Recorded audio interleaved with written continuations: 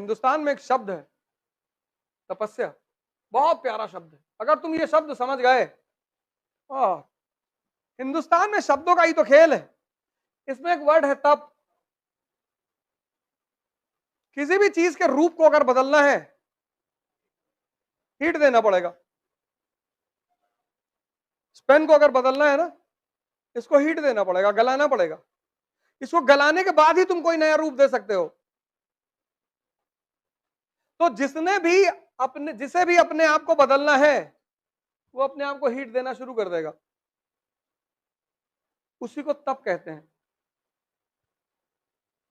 तप यानी स्वयं को बदलने का रास्ता।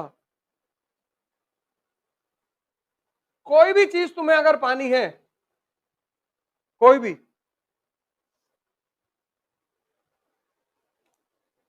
आईएएस तो बहुत छोटी चीज है। क्योंकि हमारे देश में तपस्या उन लोगों ने की जिनको भगवान पाना था, तो हमें लगता है कि तपस्या मतलब साधु।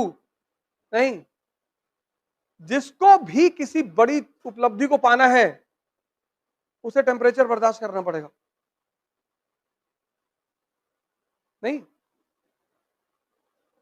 वही फॉर्मूला ही है, और कोई फॉर्मूला ही नहीं। इसलिए तुम चाहे जितनी बड़ी कोचिंग में चले जाओ, चाहे जितना पैसा खर्चा कर दो, अगर तुम खुद को बदलने को तैयार नहीं हो, तो कोई भी कोचिंग तुम्हें सूट नहीं करेगी।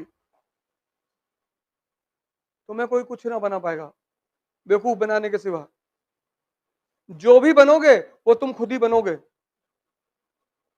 इसलिए जब भी बड़ी बड़ी चढ़ाइयों पे चढ़ने की कोशिश करना, तो एक बात देखना, दर्द हो रहा है कि नहीं। अगर दर्द हो रहा है तो मतलब चढ़ाई चढ़ रहे हो। तुमको अपने आप को बदलना होगा। से तो आईएएस की तैयारी में इतने लोग आते हैं, आधे ज्यादा 70% तो पहले ही निकल जाते हैं। क्योंकि इसका जो पहला चरण है खुद को बदलना, वो बहुत खतरनाक है। इसका पहला चरण ही तो खतरनाक है। अब तुम कॉलेज में, कहां तुम कॉलेज में 8 घंटा पढ़ने के आदी थे। एग्जामिनेशन से पहले 10 क्वेश्चन इंपॉर्टेंट मिल गया, तुम लिखाए।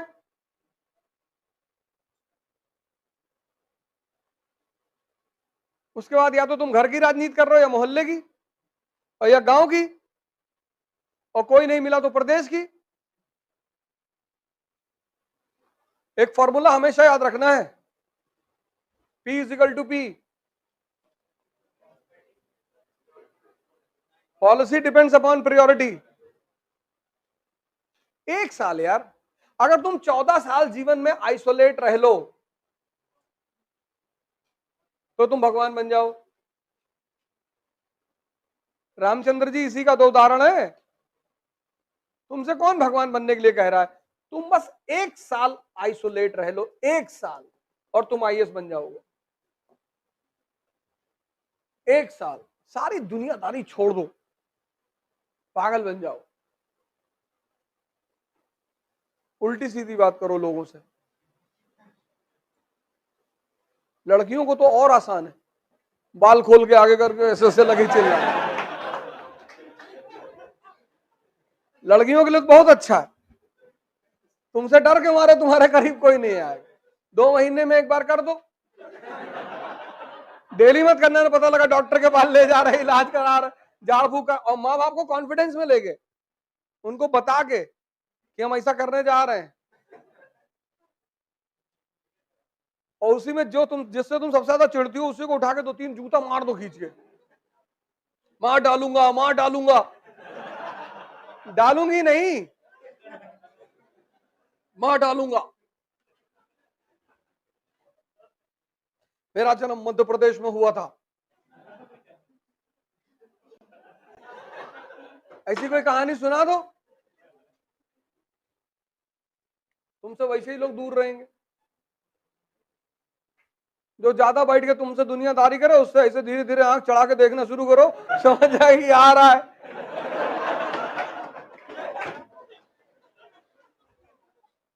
तो समझ जाएंगे आ रहा है। अच्छा दीदी चले, हाँ हाँ जाओ जाओ। और लड़कों के पास सबसे अच्छा हथियार क्या है, पैसा मांग लो। जो तुमसे ज्यादा मिले 10,000 मांग लो कि 10,000 दे दो यार, कोचिंग का फीस जमा करना है। 2 साल बाद दे देंगे। ना मिलने आए फोन करो।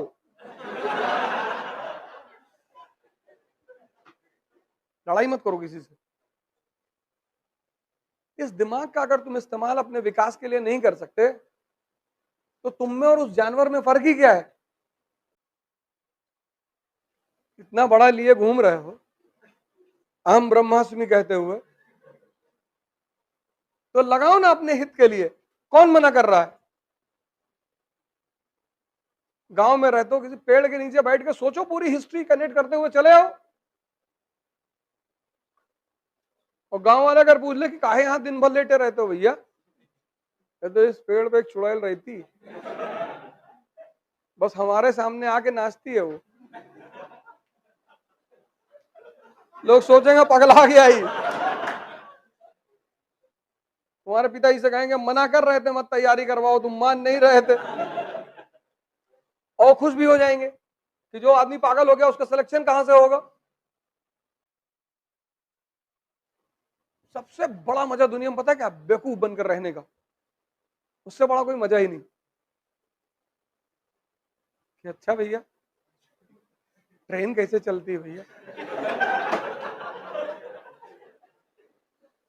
और तुम सब जान के जब लोगों से पूछते हो और वो तुम्हें समझाते हैं तो इतना मजा आता है। सबसे बड़ा मजा है बेवकूफ बन के रहने का। उससे बड़ा कोई मजा ही नहीं। तुम्हें कोई छेड़ेगा ही नहीं। तुम्हें कोई छेड़े, जब तुम नेता बनते हो तब छेड़े जाते हो। दुनिया में सबसे ज्यादा मजा है बेवकूफ बनने का, पर जानते हुए। और तुम्हें दिखाई पड़ा कि सामने वाला बेवकूफ बना रहा है और तुम बन रहे हो। जी भैया, इस दुनिया में कोई बेवकूफ ही नहीं बनना चाहता। हम बेवकूफ हैं, कभी कभी बन जाया करो। छोटी छोटी बातों पे मजा आता है। कुछ चीजों में मजा बहुत है, उसमें से एक चीज है बेवकूफ बनना। बशर्ते पता होना चाहिए, बशर्ते पता होना चाहिए।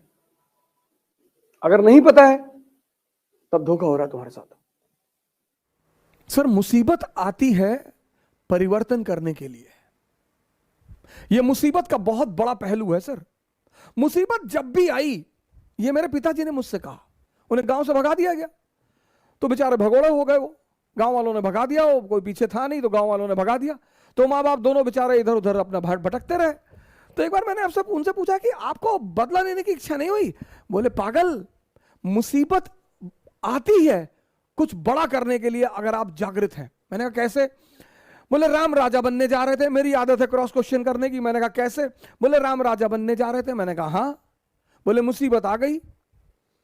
हाँ। मैंने कहा बिल्कुल। बोले 14 साल जंगल में रहे। मैंने कहा हाँ।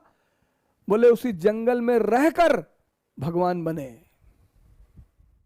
पिताजी ने कहा कि देखो मुसीबत आई। मैंने कहा हाँ। बोले वो मुसीबत को मैं उन्होंने मजा लेना शुरू कर दिया। तैयार है। पिता दशरथ कह रहे हैं कि तू मना कर दे, वादा तो मैंने किया था ना, तू मना कर दे कि मैं नहीं जाऊंगा, मैं देख लूंगा। अरे बोले नहीं, जाना तो है ही है। और ये इस बात का संदेश है कि हर व्यक्ति को, वो चाहे भगवान ही क्यों ना हो, कितना बड़ा संदेश है कि हर व्यक्ति को इस जीवन में संघर्ष करना है। जो हंसकर करेगा वो राजा बनेगा,